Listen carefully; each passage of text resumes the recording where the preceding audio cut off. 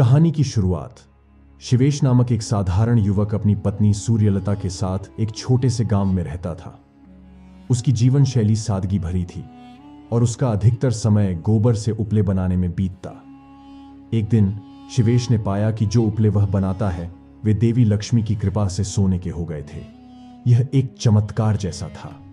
कुछ ही दिनों में उसके पास ढेर सारी सोने की ईंटें जमा हो गईं। कुछ समय बाद एक विशालकाय जहाज किनारे पर रुका। यह जहाज एक व्यापारी चंद्रसेन का था, वही व्यापारी जिसने कई साल पहले एक धोखे में शिवेश की पत्नी को ले जाने की कोशिश की थी। हालांकि तब शिवेश ने उसे रोक लिया था, लेकिन यह घटना उसके मन में हमेशा के लिए बैठ गई थी। इस बार जब शिवेश ने चंद्रसेन को देखा तो उसे पहचानते ही उसने एक योजना बनाई। उसने सोचा कि वह अपने पास की सोने की ईंटों का उपयोग चंद्रसेन को सबक सिखाने में करेगा। शिवेश ने चंद्रसेन को बुलाकर कहा, मुझे तुम्हारे साथ जाने दो।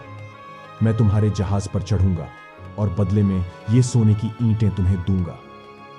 चंद्रसेन, जो सोने की ईंटों के लालच में अंधा हो गया था, शिवेश को अपने जहाज पर ले गया। जहाज के भीतर पहुंचने के कुछ समय बाद ही चंद्रसेन ने एक ठंडे और खतरनाक इरादे के साथ शिवेश को नदी में फेंक दिया। शिवेश की चीख पुकार लहरों में दब गई, लेकिन उसकी आवाज उस क्षण को चीरती हुई सूर्यलता के कानों तक पहुंची। सूर्यलता ने यह आवाज सुनते ही तुरंत कुछ करने का निश्चय किया। उसने एक काठ का टुकड़ा उठाया और उसे पूरी ताकत से समुद्र में फेंक दिया।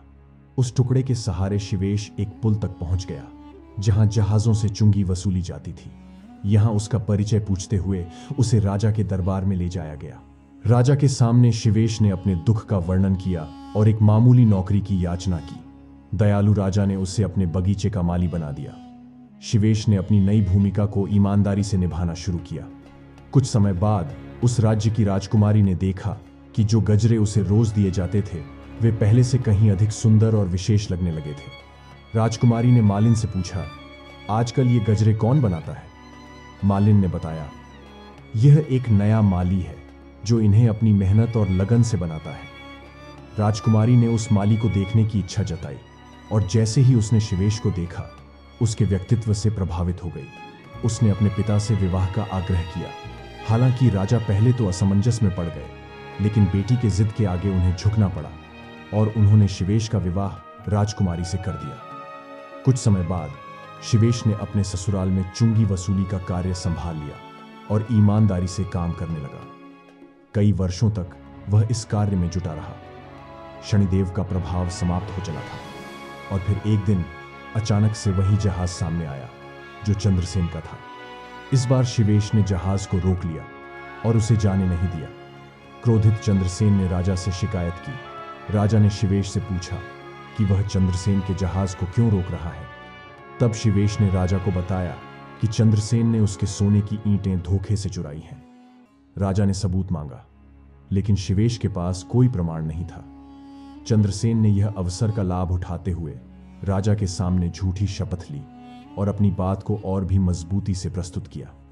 तभी अचानक आकाश में गूंजती एक गर्जना के साथ शनिदेव प्रकट हुए। उनकी नजरें चंद्रसेन पर जमी थीं और उनकी दृष्टि की शक्ति से चंद्रसेन कांपने लगा। पसीने से तरबतर होकर चंद्रसेन ने चीखते हुए सच कबूल किया। शनिदेव की दृष्टि के प्रभाव से चंद्रसेन का शरीर राख में बदल गया। यह दृश्य देखकर दरबार के लोग स्तब्ध रह गए। इसके बाद लक्ष्मी देवी प्रकट हुई। उन्होंने शिवेश के सत्य, धैर्य और धर्म के पालन की प्रशंसा करते हुए उसे अखंड समृद्धि का आशीर्वाद दिया। राजा ने शिवेश और सूर्यलता को सम्मानपूर्वक विदा किया और सभी ने उसकी सत्यनिष्ठा और धर्मपरायणता की भूरी भूरी प्रशंसा की।